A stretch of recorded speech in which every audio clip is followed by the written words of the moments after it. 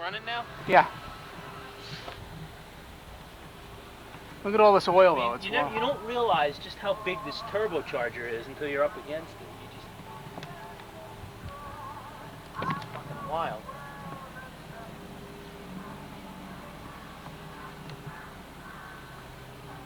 Look at the wheel art. It's the original wheel art. This is the Revell, yeah. The Revell gives you this. It's like a flat. Like you know what it is? It's like a hubcap almost. It's screwed on. It just covers the regular wheel.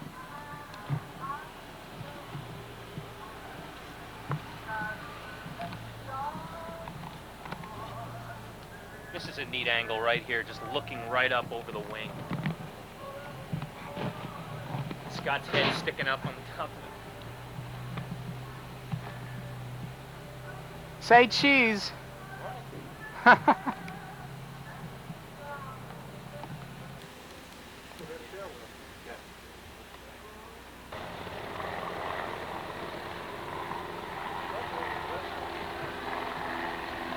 It's very crammed in here. Very crammed. It's all plexiglass too, I notice. The windows?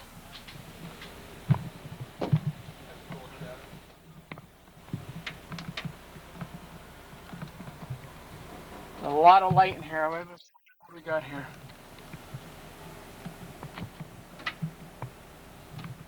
Turret here. Top turret?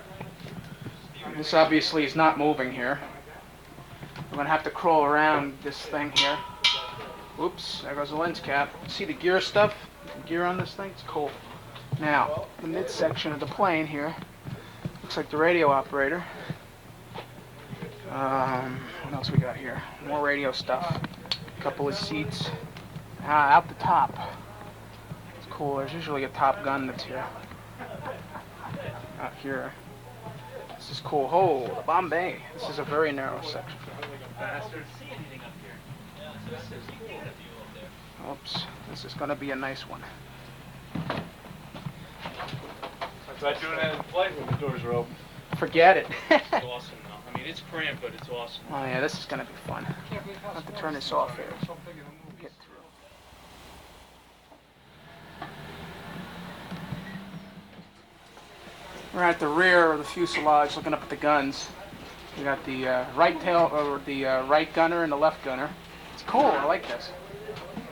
Not much headroom.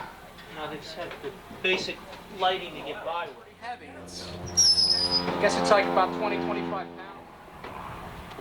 This is wild. Here, man.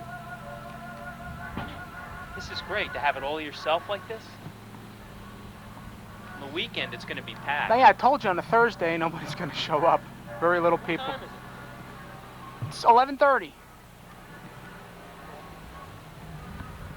There's the famous ball turret again. Did you get a good shot on the inside of that ball turret? Yeah, it's real cramped in there. This door to be supported when open. Use door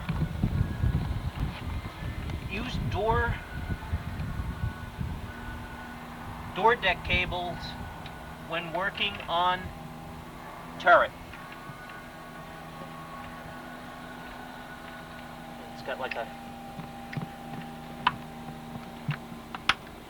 This is what locks the thing in. I mean, it's not real fancy or anything like that. You got your oxygen meter in there. Thing is, how do you know? Jim. Yeah. Oh, I see it.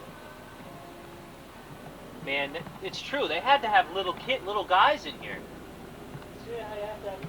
Did you notice in the movie how it was the smallest guy was in the ball turret?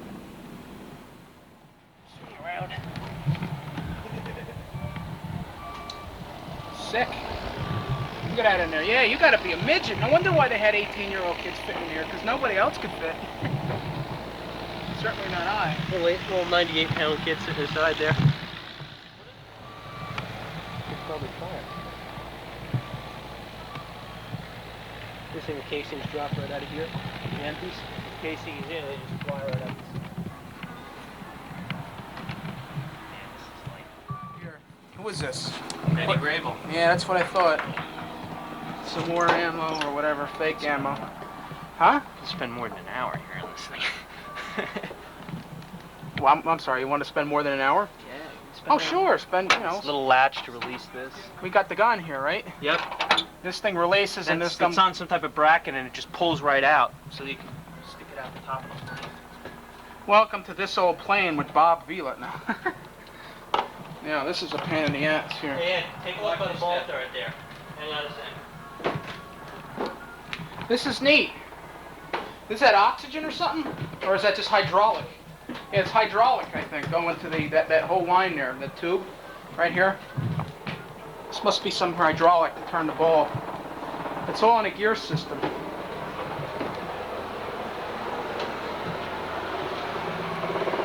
This is neat. You know, it's a wonder they never shot the rear part of the wing with this. Bolt, Jim. Bolter, it's open. I have to look. Yeah, let's step outside for a second. Front part underneath the, we're actually in the front of the cockpit. The bombardier and front gunners got a right and left gun turret. Actually, right and left guns here. Cool. The bomb site. Bomb site's neat.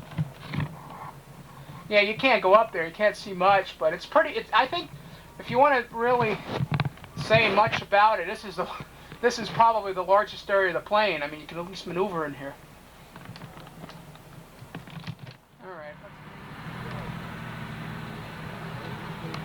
Another B-17 will be 24.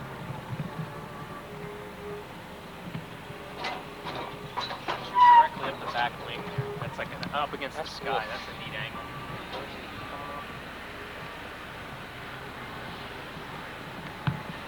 They can fire right through this shit. I thought they were at least protected, you know?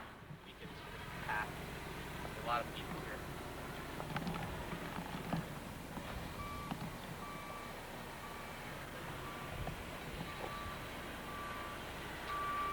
Look at these, man. I mean, it doesn't look But if like... you notice, if you look here, you see these scrapes? Yeah. This is exactly what I tried to do on the model. Just put these scrapes every so often, especially around the cowling, around the wings. This is where they'd be 'Cause walking. This is, well, not only that, not from that Where? only, but that's the airflow coming over it. The hot and the cold air and the ice that forms up on the wings would cause flakes of the paint to come off, or even to be honest with you, just from the heat coming off from the exhaust there.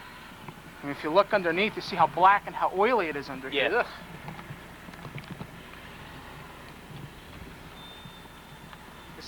This is painted, you know, usually when you see a decal on a model, it's like you don't get that perspective, that painted perspective. The Yeah, you grain, can tell it's that. they put see, right here? You can just see where they put up the mask and they just painted it. If you had a big enough kit, big enough scale, you can probably paint it yourself instead of using the decals. See, it had originally with the Revell kit, they don't give you the swastikas, they give you Virginia, they don't give you the swastikas. Yeah, I don't remember seeing it.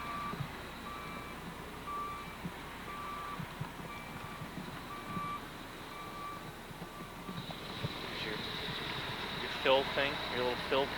Yeah, for the gas. Right, that red cap on top.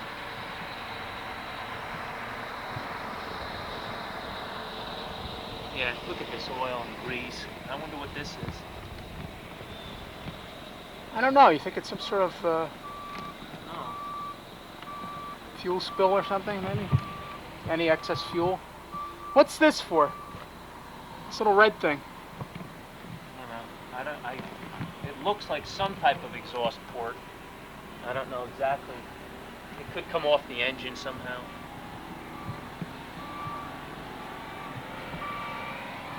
These things spin around, I think. Yeah, look at this. Yeah. Whee. You're talking about boosting the horses on the engines.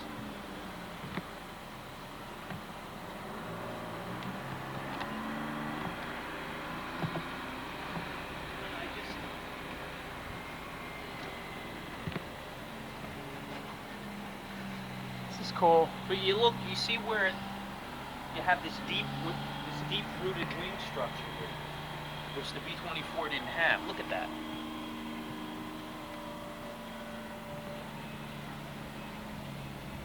that's how like this plane was able to remain flying, because they couldn't really do much damage to this main wing. It was just basically the tail.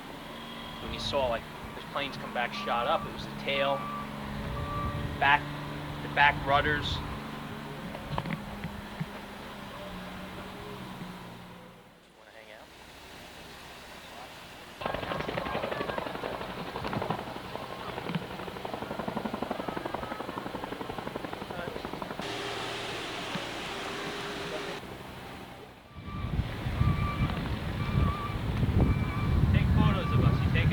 Yep.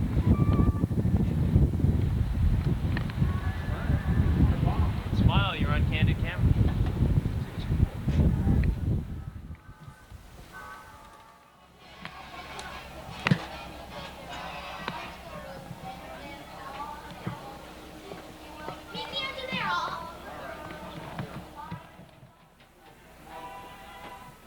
Flying in the Feels kind of like choppy almost. well, like it's you're the cutting vibration and the noise. Yeah. You know, you got a boat, which you don't have in a commercial airline, not the one you fly today. Have you been inside yet? Not quite a good. Dad tells me stories of I've been in one. helicopters lined up. One would take off a carrier, one would catch it and go right into the drink.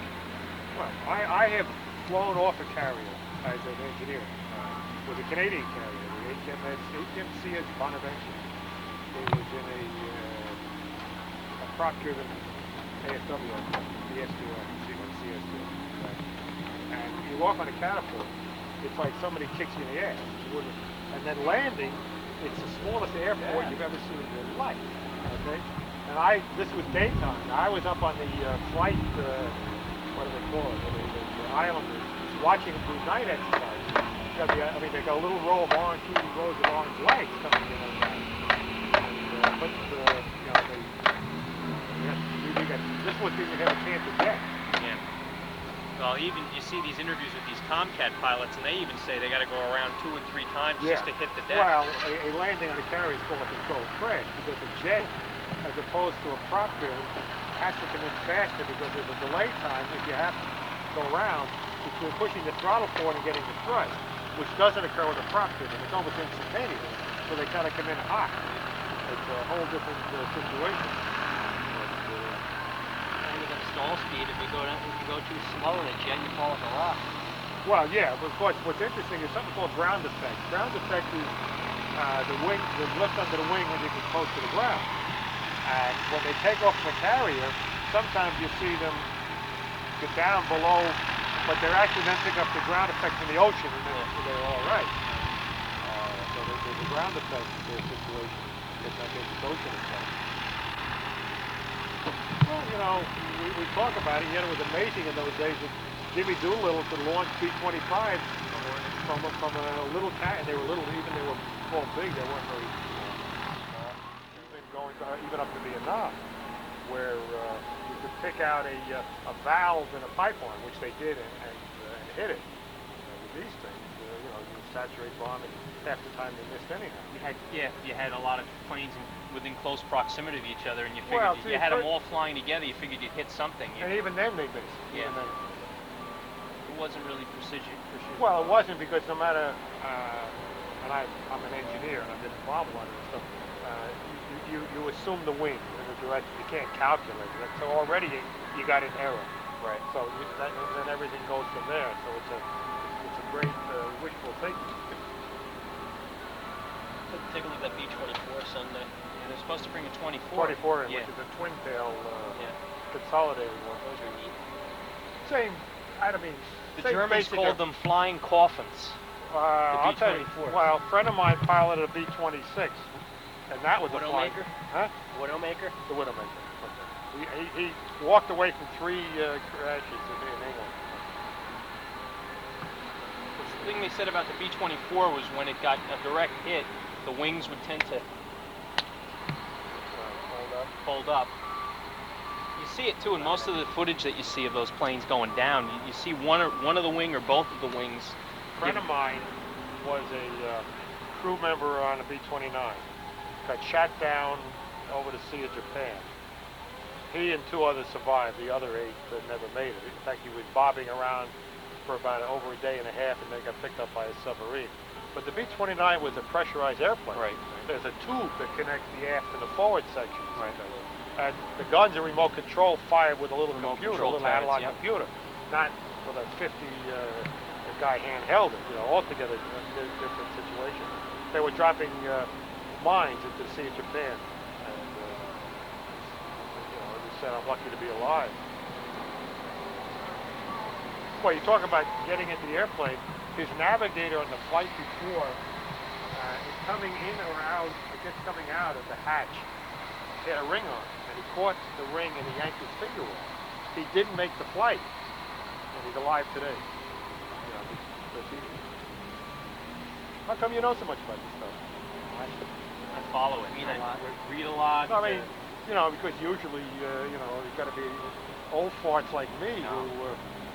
Read every book there is. Yeah, every book. What do you know about the ME-262? Well, a woman flew it. No, the first flight. You realize that if Hitler had been so Didn't put stubborn, bombs on him. He was No. loading them up with bombs. well, but trying they to never use built them as enough. bombers. They never built many. Yeah. It could have been. We would have won eventually, but it would have been a little longer. The industry was just too crippled. We were bombing his factories. Yeah, you I know, but constant They daylight sent bombing. but the ME-262 in production could have made a difference. Big difference. One thing, they sent the team in, stole a 262, flew back to England, I didn't hear this. It's in the Took it- Smithsonian. took it yeah? apart, Smithsonian Oh, in yeah? Washington. Oh, yeah? Yeah. took it apart, sent it by ship to Newark, Yeah. put it back together in Newark, and Yeah. flew it out to the Midwest and ran tests on it. Oh, that's To see, interesting. yeah, what they did with Stukas and Messerschmitts. When Yeah, they but- captured one, yeah, they would okay. want to see what they See, the maneuverability. Germans never went in for strategic bombing.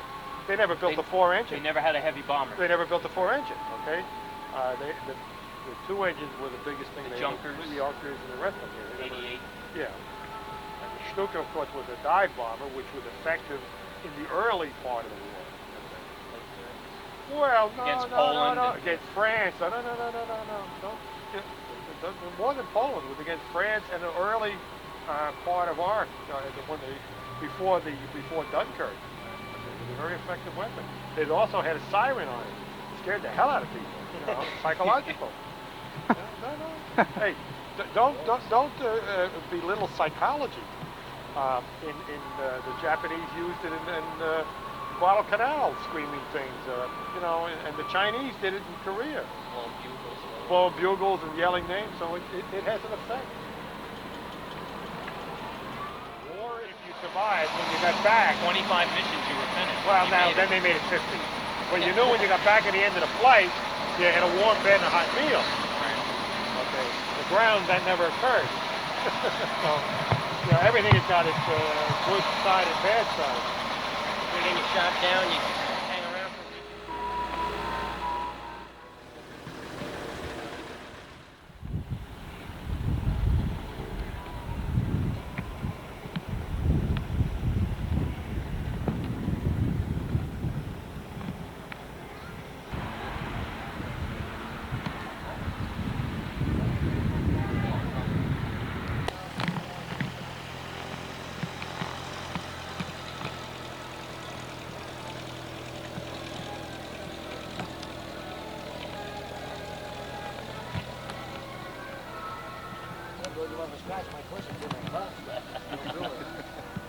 What, $37,000 in 44?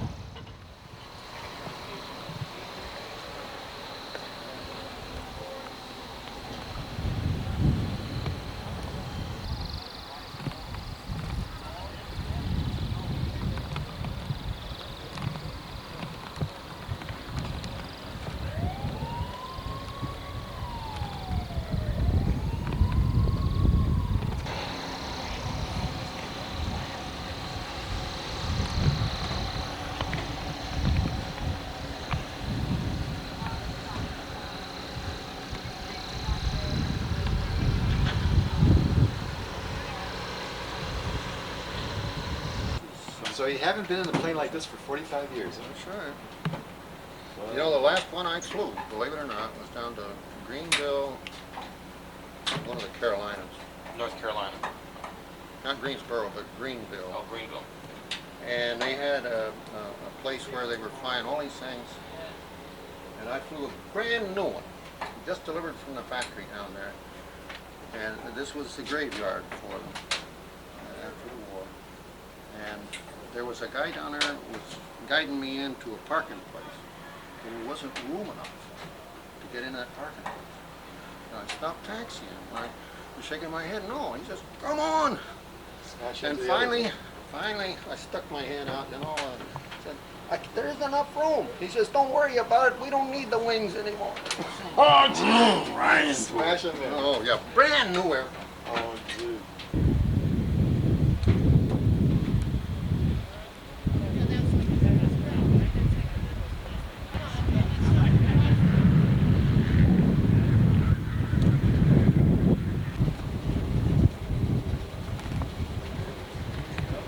There's one coming in 10 o'clock high, which meant that he was going to pass under.